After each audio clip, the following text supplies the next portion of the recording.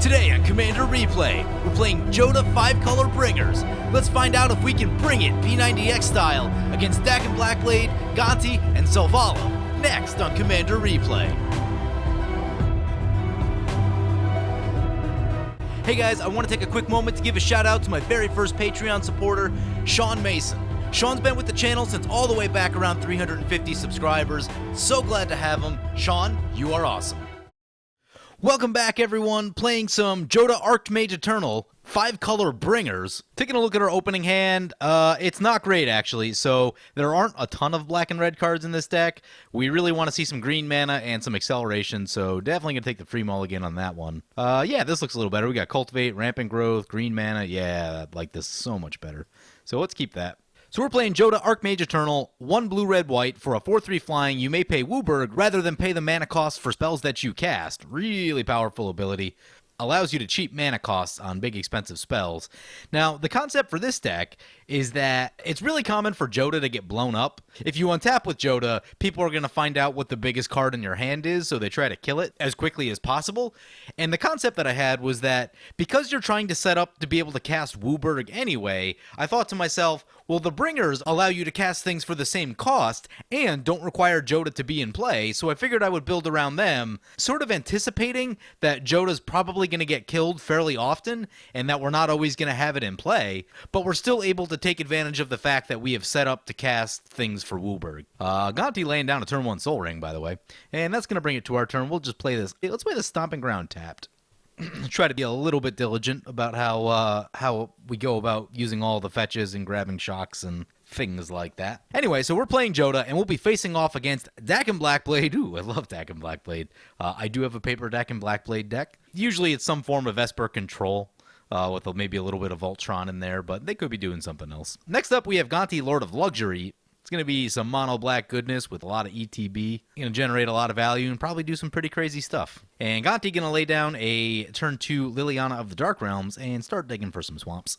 Sounds good to me. And then finally we have Selvala, Heart of the Wilds, also a very powerful commander, able to ramp and just go crazy very quickly into the game. So not sure if they're playing a super well-tuned build of it, but something you always got to be careful with. Our deck has a little bit of removal. It doesn't have tons and tons of it. So we draw into a Cinderglade. Let's play a Misty Rainforest, crack the Misty. We get, I think, Tropical Island. Yeah, let's get Tropical Island right here. We do have some blue cards that we want to get to somewhat soon. Then we'll play the Rampant Growth. We have some red. We don't have any white, so I guess we'll grab our plains and pass turn like that. One thing we are missing in our hand currently is just a little bit of card draw. Would be really nice. Daxos of Miletus coming down for the Dakkon Blackblade opponent. Yeah, that means they'll probably be doing some sort of Ultron-y stuff. Gonti, Lord of Luxury coming down. Bet they target us.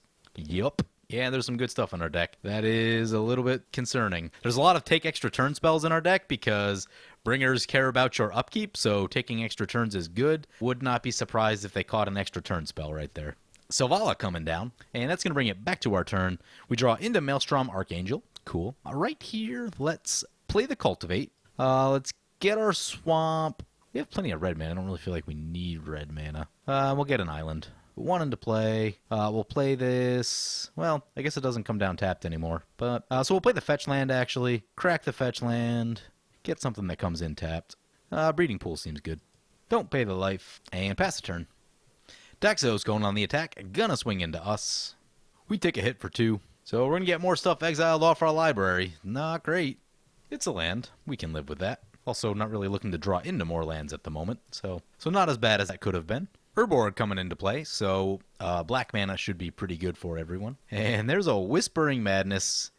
Ooh, hey. So we just discarded all of our really cool stuff into basically just a lot of mana ramp. That's not ideal. We do have a Worldly Tutor, so that's something actually. So stop on our turn. Vigor shuffles back into the library. Some fairly big stuff in Selvala's hand. Glad we're not seeing that this turn. Gonti was sitting on a lot of lands and a Blade of Selves. We got rid of Yawgmoth's Will. Gonti probably drew into more than they lost, it seems like. Yep, there's the extra turn spell. So Gonti swinging into us. Everyone seems to be swinging into us. Pretty annoying. Ooh, opponent gets the ultimate on Liliana of the Dark Realms. That's bad. Means that they're going to have so much mana. There's a Cage Sun, so even more mana. Mirage Mirror. Abhorrent Overlord coming into play. Selvala is going to trigger. They get to draw a card. Drawing cards is the thing we really don't want Gonti to do because they have so much mana right now. So having that much mana in play, the one thing we can hope for is that they just run out of things to do. Oh, man. Double the tokens off the Panharmonicon. That's a lot of tutus. Austere Command would be really good right here. Mana Crypt for these Selvala. Omnath Locus of Mana coming down. So opponent can use some mana into the Omnath.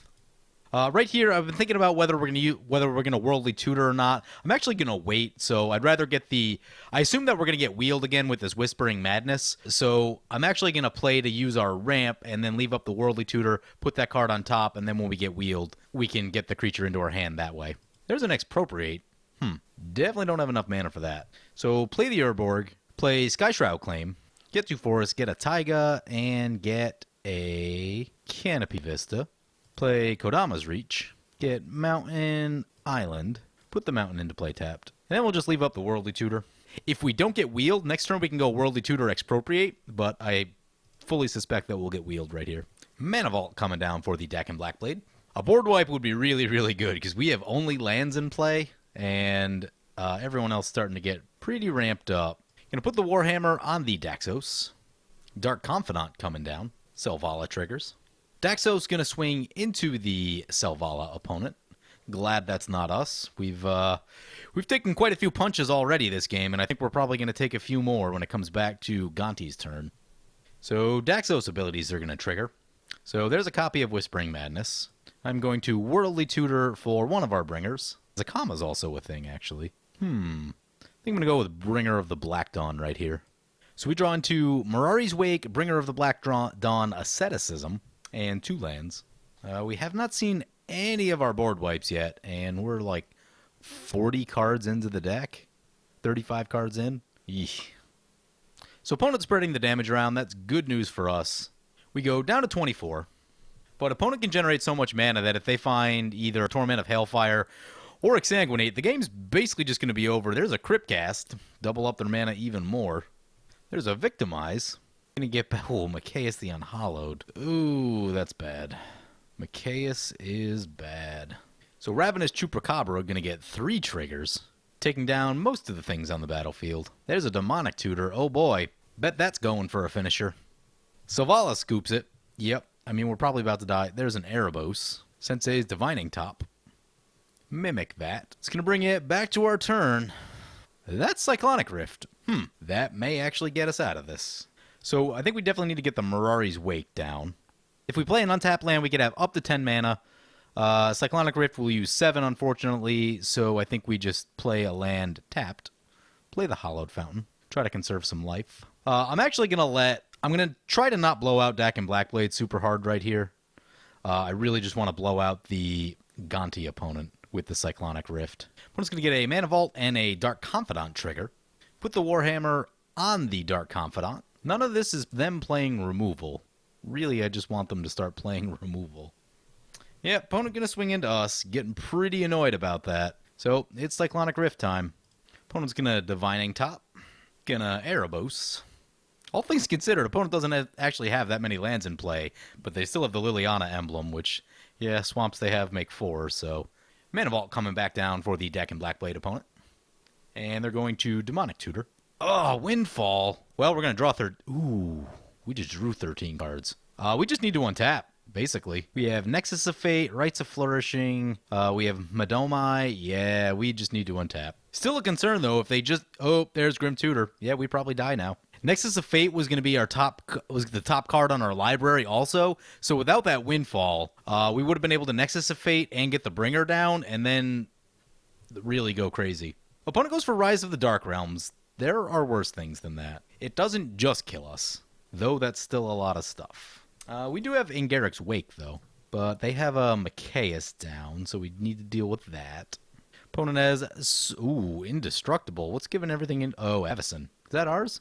Nope, that's Dakkon Blackblade's Avacyn. There's an Attrition. Well, that'll be annoying. So we need to get rid of Avacyn. There's Kakusho. Kakusho dies. It's going to hurt a bit. We do have Vampiric Tutor. We don't have Ugin in the deck, which is kind of the card that I would want right here. And Cyclonic Rift, we just used Cyclonic Rift, so that's down. Phyrexian Arena coming back. Bajuka Bog is going to hurt. Yep, comes after us. Our graveyard is gone. There's a lot of important stuff in there. So we're going to Vampiric Tutor, see what's in our deck. We get Anguished Unmaking, the Avacyn, or I guess we get Swords the Avacyn. We could go Swords, in Garrick's Wake, Nexus of Fate? I mean, I don't know if we have enough mana to do all of that. I guess we can Nexus of Fate first. Yeah, okay. So grab Swords. We do have one floating. Just to be mana efficient, I'm going to cast the Nexus of Fate now. It's 5, 7. Cast Nexus of Fate. Go to our draw step. There's a Sylvan Library. Play a land. Why didn't we draw Swords? Oh, Nexus of Fate shuffled our library. Oh my god. Well, we'll get one more crack at it, I guess. Alright, so I guess in that case... Oh, that was a huge punt. Jesus. So get Sylvan Library down. Get Rites of Flourishing down. Cast Midomai. Let's play our extra land. Hopefully there's no free counter spells floating around. That would be trouble for us. We've got 5 mana left. So 3 visits. Let's get Overgrown Tomb. Not Pay the Life. We'll get Fist of Suns down right here. And so starting our second turn, Midomai unfortunately can't attack during this turn. But we will draw a bunch of things. There's a Yidris. We'll get... Rites of Flourishing is going to trigger. Oop, there's another take an extra turn. Sylvan Library. Mower take extra turns. Nice. Yeah, we're just going to pay the life. Gonna cast Yidris. Cast Jodah. Cast Temporal Manipulation. Cast Shieldred. Cast Farseek. Play land. Play Farseek. Let's get Tundra. Play the Crucible of Worlds. Go to our next turn. Do some more drawing. There's a fetch land.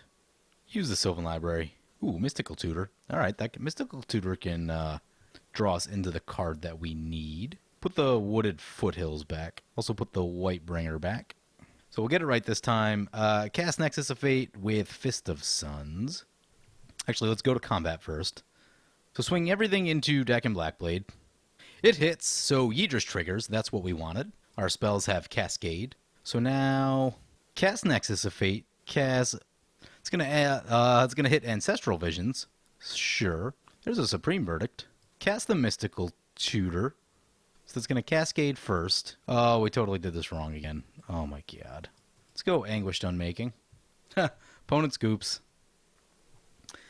So, taking extra turns seems pretty good, because we took a bunch of punches all game, and, yeah, basically, just out of nowhere, we're able to start the loop, and opponents never got to go again. Not really what this deck's trying to do, so I think I'm going to retool it a little bit so that it's not relying so heavily on extra turn spells. And I'll see you guys in the next game.